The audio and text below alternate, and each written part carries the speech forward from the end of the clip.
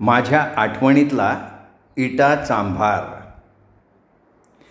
आता माझ्या मताप्रमाणे लहानशा गावात सर्वात महत्त्वाच्या काही व्यक्ती असतात, त्या म्हणजे गावचा प्रमुख, काही गावच्या मान्यवर व्यक्ती. परंतु सर्वात महत्त्वाच्या गावच्या व्यक्ती म्हणजे गावचा सुतार, गावचा वाहनांचे तुटलेले अंगठे दुरुस्त करणारा चांभार आणि न्हावी. ह्या तिघांशिवाय गावचं पानसुद्धा हलत नाही. आमच्याही मांजरीवाडीत इटा चांभाराचं ते लहानसं झोपडं हे आमच्या नाईकांच्या घराच्या थोड्याशा अंतरावर होतं. हा आमचा मांजरीवाडीतला एकुलता एक इटा चांभार होता. आत्ता देखील हे सगळं लिहिताना माझ्या डोळ्यासमोर इटा चांभाराचं ते छान इवलसं स्वच्छ सारवलेलं झोपडं उभं राहतं. त्या लहानशा झोपड्याच्या चिमुकलेल्या सारवलेल्या अंगणात शेंद्री रंगाच्या 5 पाकळी फुलांची झाडं त्या अंगणाच्या कडेकडेला रोवलेली होती. आणि त्या अंगणाच्या एका बाजूला म्हणजे त्या झोपडीच्या दाराशीच एक पाण्याचं मडकं आणि त्या मडक्यावर ठेवलेल्या मातीच्या खापरीवर एक ॲल्युमिनियमचा पेला उपडा. त्या कडेच्या फुलझाडांच्या समोर एक लहानसा दगड ठेवला होता, म्हणजे बाहेरून कोणी आलं की त्यांनी पेलाभर पाणी घेऊन त्या दगडावर आपले पाय ठेवून पाय धुवायचे आणि नंतर अंगणात टेकायचे. ते पाणी ती शेंद्री फुलांची झाडं पटकन पिऊन टाकत. या अंगणाच्या एका बाजूला अंगणाच्या खाली एक बुटकं बाभळीचं झाड होतं. आणि मी कधी तिथे गेले तर नेहमी पाहायचे त्या झाडाला बांधलेली इटाची ती गाभण बकरी त्या बाभळीच्या शेंगा खात, नाहीतर ती तिथे ठेवलेली कसली तरी पानं चगळत लेंड्यांची रास घालत उभी असायची. कधी काय व्हायचं, माझ्या बाबांचा किंवा कुठल्याही काकांच्या पायताणाचा अंगठा तुटला की ते कोणीतरी ओरडत, अरे कोणीतरी जाऊन इटाला बोलवून आणा, माझ्या पायताणाचा अंगठा तुटला आहे. त्यावेळी केवळ या शेंद्री 5 पाकळ्यांच्या फुलांसाठी मी इटाच्या झोपडीकडे त्याला बोलवायला पळत असे. नंतर अंगणात चढून मी ओरडायची, अहो इटा काका. त्यावेळी लक्ष्मी काकू आतनं जोरात ओरडत, अरे कोण आहे? सरस्वती तू आहेस का? ये गो सरस्वती, अशी आतमध्ये ये, म्या चुली मोर आहे. आणि मी इथं येताना आईनं बजावलेलं, सरस्वते त्या इटाच्या झोपड्यात अजिबात जायचं नाही. ते आठवत मी त्या छान झोपड्यात चटकन वाकून शिरत असे. त्यावेळी लक्ष्मी काकूंनी आपल्या लहानग्या नागूला फडक्यात गुंडाळून चुलीजवळच 2 काठ्यांनी बांधलेल्या पाळण्यात झोपवलेला असे आणि लक्ष्मी काकू त्या लहानशा चुलीजवळ बसून त्या मातीच्या गाडग्यात काही ढवळत शिजवत बसलेले असत. त्यावेळी मी त्या झोपड्यात पाहत असे. त्या झोपड्यात काही म्हणजे काही नव्हतं. फक्त त्या सारवलेल्या झोपडीत कुडाच्या भिंतीजवळ एक फाटकी चटई अंथरलेली होती आणि त्याच कुडाच्या भिंतीवर एक दोरी बांधून इटा काकांचं फाटलेलं कुडतं आणि मळकट धोतर टांगवलेलं होतं. लक्ष्मी काकूंचं लुगडं आणि चोळी तिथेच त्या दोरीवर टाकलेली होती आणि इटा काकांचं मुंडासं तिथल्या खेळ्यावर टांगिवलेलं होतं. त्या चटईच्या बाजूला त्यांच्या चांभार कामाच्या हत्याराची एक छोटीशी पिशवी ठेवलेली होती. बाकी तिथे काही म्हणजे काही नव्हतं.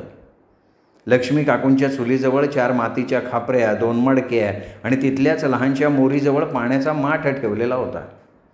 वरच्या बाजूला कळकट्ट अशा 4 पत्र्याच्या डब्यात काही बाई भरून ठेवलेलं होतं. चुलीजवळ बाजूला ज्वारीच्या पिठाचा अर्धवट भरलेला डबा उघडाच होता आणि बाजूला लहानशा बाटलीत गोडे तेल होतं. चुलीजवळ चिमणी होती, तिथेच रॉकेलचा लहान डबा होता. तसंच चुलीजवळ एक स्वयंपाकासाठी पाण्याची लहान मडकी ठेवली होती आणि जवळ भाकरीची लहान टोपली होती. जेवायला 4 खापऱ्या ठेवलेल्या होत्या. मग तिथेच एका लहान टोपलीत 4 कांदे, हिरव्या मिरच्या, 4 वांगी ठेवली होती. तिथे जिथल्या तिथे ठेवलेलं होतं. त्या चुलीजवळ बसलेली इटाची कारभारीण लक्ष्मी अगदी काळी सावळी, दुबळी आणि लहानसणीच्या अंगकाठीची होती. त्यांच्या त्या हाडं बाहेर आलेल्या गळ्यात फक्त एक काळ्या मण्याची पोत त्यांच्या हाडकुल्या गळ्याला अगदी चिकटून बसलेली होती. त्यांच्या लहानशा कपाळावर मात्र रुपया एवढं ठसठशीत कुंकू लावलेलं होतं आणि लहानशा पण सरळ नाकात एक चांदीची चमकी होती. कानात काळी पडलेली चांदीचीच कर्णफुलं होती आणि त्यांच्या गोंदलेल्या हातात 4 हिरव्या काचेच्या बांगड्या. त्यांच्या अंगावरचं ठिगळ लावलेलं ते लुगडं त्यांची गरिबी दर्शवत होतं. या लक्ष्मीदेवीची पाठ असलेल्या गरीब फाटक्या झोपडीत सर्वत्र गरिबीच भरली होती. पण काही नसलेल्या तिथे मला एक गोष्ट प्रखरतेनं जाणवत असे, ते म्हणजे या लक्ष्मी काकींच्या तोंडांवरचं समाधानी प्रसन्न हसणं. त्या हसण्यातच तिथली सगळी कमी भरून निघत होती. त्यावेळी मी असं वाकून आत आल्यावर लक्ष्मी काकू त्यांनी चुलीवर जे काही शिजवलं होतं ते चटकन एका खापरीत थोडं काढून ती खापरी माझ्यासमोर ठेवत त्या म्हणायच्या, सरस्वते, वाईस बूट टेकव गो आणि यो एवढा खाऊन शान टाक. अगो धनी वाईस रानाकडं डबकं घेऊन शान गेल्यात, ते आता येतीन तवर या आवडामध्ये तोंडामध्ये टाक. त्यावेळी मी पाहत असे त्या खापरीत काही काळसर पिवळं असं शिजलेलं ठेवलेलं असायचं. ते बघून मला शिसारी यायची, पण त्यावेळी मी हे सुद्धा बघायचे की त्या खापरीत लक्ष्मी काकूंनी माझ्यापुढे जे काही ठेवलं होतं ते आता अगदी थोडंसं त्या चुलीवरच्या मडक्यात शिल्लक होतं. बाकीचं सगळं तिने माझ्या त्या खापरीत घातलेलं होतं. मी त्या थोडंच काहीतरी उरलेल्या चुलीवरच्या मडक्याकडे बघत म्हणत असे, लक्ष्मी काकू, मला खरंच नको. मी नुकतीच दही भाकरी आणि दाण्याची दह्यातली चटणी खाऊन आली आहे. तरीही हे ऐकून लक्ष्मी काकू गोऱ्या मोऱ्या होत म्हणत, अगो सरस्वते, मी जुंधळा दळून छान गूळ घालून यो केलाय. तुझ्या काकांना लय आवडतोय बघ, तू वाईच खाऊन शान तर बघ. सरस्वते, मना तू सगुणा लय आवडतीय, तू वाईच खा गो. तेव्हा मी नाईलाजानं ते जरासं बोटानं घेऊन तोंडात घालत म्हणत असे, काकू खरंच छान झालं आहे हां, पण तरी आज खरंच काही नको आहे मला. आणि माझ्या या थोड्याशा चाखण्यानं लक्ष्मी काकू एकदम खुश होऊन हसायच्या. लगेच म्हणायच्या, सरस्वते, मना असा कोणी खाल्ला नाका लई गोड वाटतंय बघ. मग मी मूर्खासारखं लक्ष्मी काकूंनी पुन्हा मला खाण्याचा आग्रह करू नये म्हणून म्हणायचे, काकू, आमच्या घरात का नाही धान्याच्या गोणी इतक्या भरल्या आहेत, तुमच्या घरात एकसुद्धा धान्याची गोण नाही. तुम्हाला भाकरीसाठी ज्वारी लागत नाही का? मग लक्ष्मी काकू खिन्नपणे हसत म्हणत, अगो सरस्वते, आमासनी समद्या लागतो, जव्हार लागतो, गोवाड लागतो, पण ह्यो समधा आणायचा कुठून? आता तुमच्या वाड्याकडचा तो पायतानाचा तुटलेला अंगठात काय देईल ते घ्यायचा. पण सरस्वते, तुमच्या सातमाईंच्या वाड्यातनं आनंदी अक्काबाई आणि आजीच्या कृपेनं आमासनी समधा मिळतोय बघ, आणि त्योच आमासनी मोप आहे. लक्ष्मी काकू हे सांगत असताना एक लेकूरवाळी कोंबडी आपल्या 4-5 पिल्लांना घेऊन कॉक कॉक करत आत आली. लक्ष्मी काकू मला हसत म्हणाल्या, बघ सरस्वते, या माझा इठ्ठल आहे आणि ती बाहेर आहे ती बकरी, आणि तुझा डबका घेऊन शान रानात गेलेला महाकारभारी योच महाधनधान्य, आणि मनाहू काय पण कमी नाही. असं बोलता बोलता त्या लक्ष्मी काकू पुन्हा माझ्यासमोर खापरी धरत म्हणायच्या, खा गो थोडा. तेव्हा मी शिसारीनं मागं सरकायची आणि म्हणायचे, नको काकू, मी जाते. शिवा काकांच्या पायतणाचा अंगठा तुटला आहे, तेव्हा तुम्ही इटा काकांना लवकर पाठवा, आज काकांना शिरगुप्पीला जायचं आहे. मग मी लक्ष्मी काकूंकडे न बघता पटकन त्या झोपडीच्या बाहेर येऊन ती 5 पाकळ्यांची 4 फुलं तोडून आमच्या वाड्याकडे पळत असे. मी घरी आल्याबरोबर माझी आई लगेच विचारायची, सरस्वते, एवढा उशीर काय झाला गं? त्या लक्ष्मीने दिलेलं तू काही खाल्लंस का? मेलं कोणी तिच्याकडे गेलं की मेलेलं ढोर शिजवणाऱ्या त्या खापरीत काहीतरी शिजवलेलं असतं, ती लगेच त्या घाणेरड्या खापरीत घालून पुढं करते. त्यावेळी मला ते इटा काकांना आवडणारं ते सगळं माझ्या खापरीत घालून एवढंसं मडक्यात ठेवलेलं आठवून मी हलकेच आईला म्हणायचे. आई लक्ष्मी काकूंकडे त्यावेळी मला देण्यासाठी काहीच नव्हतं, फक्त छान हसत त्यांनी मला ही 4 फुलं काढून दिली. तशी माझी आई आपल्या त्या भरलेल्या माजघराच्या चुलीजवळनं म्हणत असे, आता सरस्वते, लक्ष्मीच्या त्या फुटक्या खापरीतनं कोण ती घाण खाणार? हा विचार ती कधी करतच नाही. त्यावेळी मात्र मी आईला म्हणाले की आई, तू लक्ष्मी काकूंना असं का बोलतेस? अगं, कोणाला काही देण्यात त्यांना किती आनंद होतो याचा विचार कर की. आई रागावली आणि म्हणाली, सरस्वते, माणसानं आपली पायरी पाहून वागावं. आईची ती बडबड ऐकून मी बाहेर जाता जाता म्हणाले, आई, त्या लक्ष्मी काकूंची पायरी आपल्यापेक्षा फार वरच्या दर्जाची आहे. तिच्यापुढे आपणच खालच्या दर्जाच्या पायरीवरचे आहोत. आई ओरडली, थांब सरस्वते, तू खरंच तिथे काही खाल्लं नाहीस ना? नाही, एवढं बोलतीयस म्हणून विचारते हो. मग मी काही न बोलता माझघरातून बाहेर आले होते. आज देखील मला माझ्या लहानपणीच्या त्या लक्ष्मी काकूंच्या आठवणीनं कसंसंच होतं. त्या गरीब लक्ष्मी काकूंच्या चिमुकल्या झोपडीत काही म्हणजे काही नव्हतं, पण आमच्याजवळ नव्हती ती माणुसकीच्या मायेची धनदौलत त्या गरीब झोपडीत अगदी खच्चून भरली होती. तुम्हाला मी सांगते, आमच्या सातमाईंच्या वाड्यात कशाची कमी नव्हती, तरी आमच्या इरली काकूंच्या कपाळावर नेहमी आठ्यांचं जाळं पसरलेलं असे. तसंच नेहमी आल्या गेलेल्याला चहा किंवा ताक देणारी माझी आई लक्ष्मी काकूंच्या मनाचा विचार न करता तसं बोलू शकत होती. त्या दोघींच्या तोंडावर लक्ष्मी काकूंचं ते प्रसन्न हसणं देखील नव्हतं. म्हणूनच मी तुम्हाला सांगतेय की एखाद्या धनदौलतीपेक्षा जर मनाच्या समाधानाची श्रीमंती जवळ असली तर ती त्या धनदौलतीपेक्षा कितीतरी पटीनं श्रेष्ठ असते. त्यामुळे माणसानं त्या धनदौलतीपेक्षा आपल्या मनाचं समाधान आधी शोधावं. तशानं आयुष्य सुखानं जगण्यास खूप सोपं जातं. आणि तुम्हाला हे सांगायला मला त्या इटा काकांच्या लक्ष्मीने आपल्याही नकळत शिकवलेलं होतं. आमच्या ह्या इटा चांभाराच्या झोपडीच्या मागे 4 पावलांच्या अंतरावर आमच्या नायकांची शेतं पसरलेली होती. त्यानंतर डाव्या बाजूला चढणीवर आमचं मांजरवाडीचं लहानसं स्मशान लागत असे. त्या स्मशानाजवळ सदाप्पा काकांची रामोशी वाडी होती. त्या रामोशी वाडीनंतर थोड्या अंतरावर आमच्या नाग्या सुताराचं झोपडं होतं. आता हे नाग्याचं झोपडंसुद्धा आमच्या इटा चांभारासारखं त्याच्या पण आजोबांपासून त्याच्याकडे चालत आलेलं होतं. आमच्या या नाग्या सुताराच्या झोपडीपुढे सारवलेलं चिमुकलं अंगण नव्हतं की त्या अंगणाच्या काठाकाठानं ती शेंद्री फुलांची झाडं नव्हती. तिथे फक्त मातीच माती पसरलेली होती. त्या झोपडीच्या दोन्ही बाजूला 2 बाभळीची झाडं होती.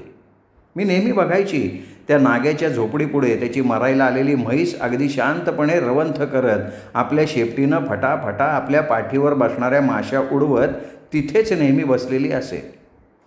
त्या म्हशीच्या बाजूलाच एक फाटके कपडे पसरवून आमचा हाडकुळा, काळासुळा, मध्यम बांध्यांचा, लहान मिशी असलेला नाग्या सुतार पान चघळत काही ठाकठोक करत बसलेला असायचा.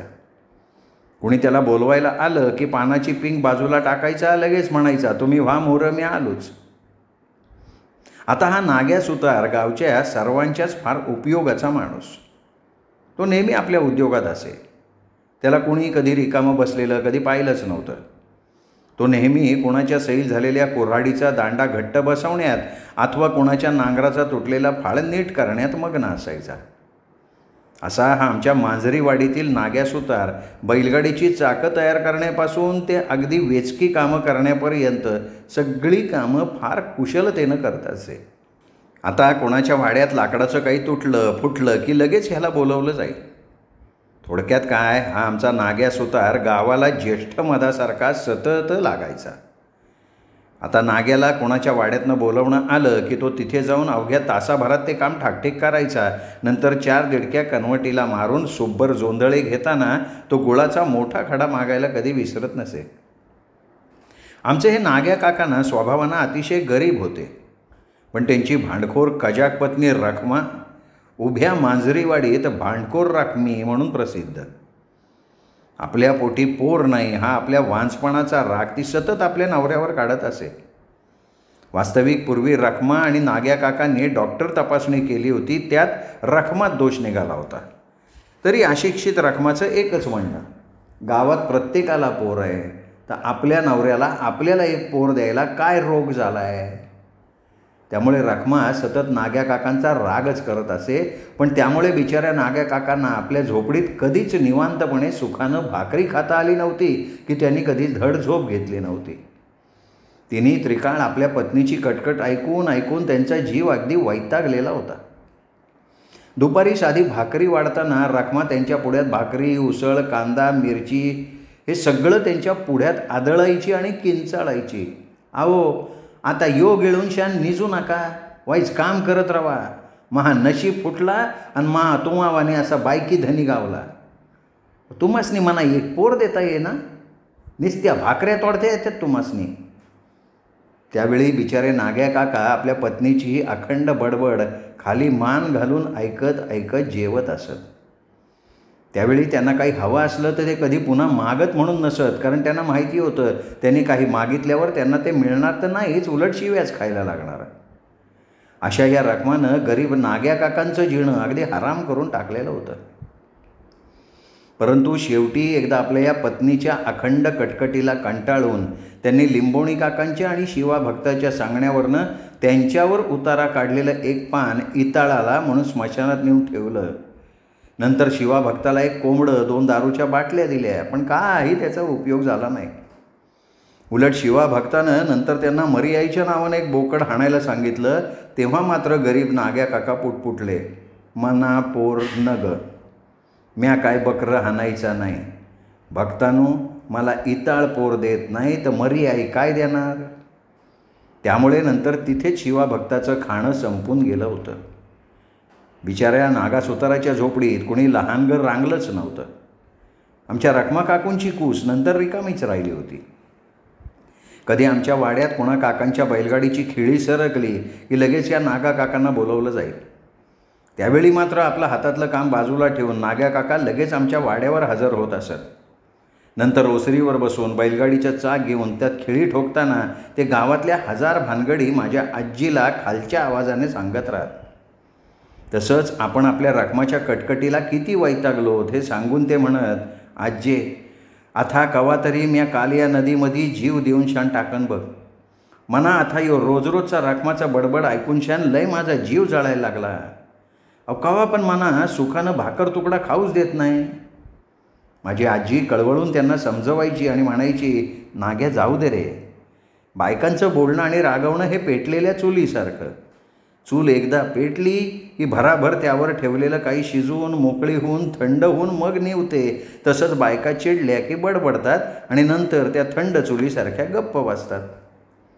नाग्या काका लगेच सांगत, आज्जे, आता मला माहीत आहे रखमाला पोर पाहिजे, पण आता तो समजा आंबा आईच्या हातात, मग म्या काय करू. आणि त्यावेळी नाग्या काका इतके रडकुंडीला येत की आजीला खूप वाईट वाटत असे. एकदा ती त्यांचं दुःख बघून म्हणाली, नाग्या, पोरा एकदा तुझ्या रखमेला आमच्या सातमाईंच्या पारावर तर आण. त्यावेळी ते खिन्नपणे म्हणाले, आजे, मी एकदा रखमाला त्यो म्हणलो होतो, पण निहा म्हणणं आहे, मना शिवा भक्ताचं इताळानं कोंबडं खाऊन छान दारू पिऊन छान पोर दिला नाही तर सातमाई मना काय पोर देणार. आणि नाग्या काकांचं ते बोलणं ऐकून माझी आजी नंतर काही बोलली नव्हती, कारण तिला माहिती होतं जिथे श्रद्धा आहे तिथे विश्वास आहे, जिथे विश्वास आहे तिथे सातमाई आहेत आणि जिथे सातमाई आहेत तिथे काहीही घडू शकतं. पण नाग्या काकांच्या रखमाचा मुळात आमच्या सातमाईंवर विश्वासच नव्हता आणि जिथे विश्वासच नाही तिथे सातमाई काहीही करू शकत नव्हत्या. एकदा मात्र काय झालं, आमच्याकडे काही कामानिमित्तानं आलेल्या नागा काकांना आजीनं सातमाईंच्या पारावर बसून ढसाढसा रडताना पाहिलं होतं. तेव्हा ती भयंकर कळवळली आणि तेव्हापासून ती त्यांच्याशी फार मायेनं वागायला लागली. ते आता कधी काही कामाच्या निमित्तानं वाड्यात आली की ते नंतर आज्जे करून तिला गावाच्या 10 भानगडी सांगत. त्यावेळी माझी आजीसुद्धा त्यांच्याजवळ बसून पान खाता खाता गावातल्या 10 घरांची चौकशी करायची. मी तुम्हाला सांगते, जर तुम्हाला कधी एखाद्या अनोळखी गावात जाण्याचा योग आला आणि तुम्हाला कोणाचा पत्ता हवा असला तर तुम्ही सरळ त्या गावच्या चांभाराकडे किंवा न्हाव्याकडे जाऊन अंमळ टेका. मग बघा, 15 मिनिटात तुम्हाला त्या गावात नुकत्याच जन्मलेल्या पोराची नाळ कुणी आणि कुठे पुरली आहे, इथपासून कुणाच्या घरी काय गोंधळ झाला आहे, इथपर्यंत सगळी खडानखडा माहिती मिळेल. तसंच तुम्ही पत्ता विचारलेल्या ठिकाणी तो स्वतः तुम्हाला घेऊन जाईल. आजसुद्धा नाग्या काका नागो काकांच्या काही कामासाठी आमच्या वाड्यात आले होते, पण ते काम बाजूलाच राहिलं. आजी आणि त्यांच्या गावच्या बातम्यात चालू होत्या. नाग्या काका एक हातोडा त्या चाकावर मारून 10 गोष्टी आजीला सांगत बसले होते. त्यावेळी ती एवढीशी खिळी त्या चाकावर ठोकायला हे नाग्या काका अख्खी दुपार आमच्या वाड्यावर काढत असत, कारण त्यांना माहिती होतं सातमाईंच्या वाड्यात दुपारी जेवणाच्या वेळी कोणी आलं तर उपाशी जात नाही. आज देखील ते तसेच झालं होते. हे सगळं बारकाईनं बघत आमचे शिवा काका तिथे बसले होते. सकाळी वाड्यात आलेल्या नाग्या काकांनी ते खिळी ठोकण्याचं एवढंसं काम दुपारी संपवलं. नंतर आत्याकडून पाणी मागून त्यांनी हातपाय धुतले आणि ते ओसरीजवळ आजीला टेकून बसले. तसे आनंदी आत्यानं त्यांना 10-12 भाकऱ्यांची चवड, चण्याची उसळ, दही मिरच्या, कांदे घातले आणि त्यांच्या पुढ्यात ते ताट ठेवलं. वरून ताकाचा तांब्या दिला. तेव्हा आजी त्यांना म्हणाली, नाग्या सावकाश जेव, आणखीन काही हवं असेल तर सांग. तसे भाकरी आणि उसळ खात नाग्या काका भरल्या गळ्यानं म्हणाले, आजे लई दिसाने असा निवांत जेवतो या, नाहीतर रखमा मना कवा पण सुखानं भाकरी खाऊ देईना. आजे म्या पार थकलोय बघ. हे ऐकताच माझी आजी कळवळून म्हणाली, नाग्या पोरा अरे जेव, अरे जेवताना बोलू नये. आनंदे याला आणखीन उसळ दे ग, एक वांग चुलीत भाजून त्याच्यावर मिरच्या घालून त्याच्या पानात ठेव ग. त्यावेळी आमच्या नाग्या काकांचं पोट भरेपर्यंत आजी आणि आनंदी आत्या त्याच्या पानात हे ते आणून घालतच राहिल्या होत्या. नंतर नाग्या काका असं पोटभर जेवून पान खाऊन 4 दिडक्या कनवटीला मारून आत्यानं दिलेली ज्वारी शेंगा गूळ घेऊन आजीच्या पाया पडून निघून गेले. आणि हे सगळं नाटक बघणारे आमचे शिवा काका नागा काका गेल्यानंतर आजीवर आत्यावर संतापून ओरडले, आये अगं तो नाग्या साधी एक चाकाची खीळ बसवायला आला होता, जे काम अवघं 5-10 मिनिटांचं होतं. त्यांनी तुझ्याशी गप्पा मारत अख्खी दुपार काढली. नंतर जेवून खाऊन वर 4 दिडके आणि धान्य घेऊन गेला तो. ही काय त्याची वागायची पद्धत झाली? तो नेहमी असंच करतो. कधीतरी तो म्हणतो का की आये मी इथं तट्ट जेवलो, मला दिडक्या नकोत? नाही म्हणत ना. कसं म्हणणार तो? त्याची बायको त्याला शिव्या घालते ना, त्याचा कळवळा तुम्हाला येतो. हे शिवा काकांचं बोलणं ऐकून आजी त्यावेळी काही न बोलता गप्प बसून पान खात राहील. मग शिवा काका आनंदी आत्यावर डाफरत, आनंदी आक्के उद्या तो असा जेवणाचा दानधर्म करत राहिलीस तर अख्खी मांजरीवाडी इथे जेवायला लोटेल. आज हा नाग्या जेवला, उद्या तो इटाचा चांभार येईल, परवा ते रामोशी येतील. तुम्ही असा सगळ्यांना दानधर्म करतच राहणार का? आता अक्के मी तुम्हाला सांगतो, मग उद्या माझ्याकडे शिवा असं झालं रे, शिवा तसं झालं रे असं बोंबलत येऊ नका. त्यावेळी एवढा वेळ गप्प बसून सगळे ऐकणारी माझी आजी हलकेच शिवा काकांना म्हणाली, आता हे सारं मला ठाऊक आहे रे शिवा. तरी पोरा दुपारच्या वेळी वाड्यात कोणी आलं तर थोडा भाकर तुकडा खाऊन जातच का नाही? पोरा कोणाला तहान लागली तर आपण पाणी देतो. अरे शेतातले 4 दाणे पाखरांचे असतात, त्या 4 दाण्यांवर ते लहान जीव जगतात. तसंच 4 भाकऱ्या ह्या वाड्यात येणाऱ्या जाणाऱ्यांच्या असतात. म्हणून पोरा घरात नेहमी भाकर तुकडा शिल्लक ठेवावा. अरे कधी लक्ष्मी एखाद्या वाटसुरोचं रूप घेऊन येईल सांगता येत नाही रे. आणि शिवा मी ज्या 4 दिडक्या त्या नाग्याला दिल्या त्या त्याच्या कामाच्या मजुरीच्या दिल्या. त्या मी दिल्या नसता तर मी त्या भाकऱ्यांची किंमत घेतल्यासारखं झालं असतं ना. त्यावेळी मात्र आता आपल्या आईशी बोलण्यात काही अर्थ नाही हे जाणून शिवा काका काहीतरी पुटपुटत आज जाऊन गुणा काकूंच्यावर ओरडायला लागत. तेव्हा ते म्हणत, गुणे तुला सांगतो, मला तुझं आईचं आणि अक्कीचं हे वागणं अजिबात पसंत नाही.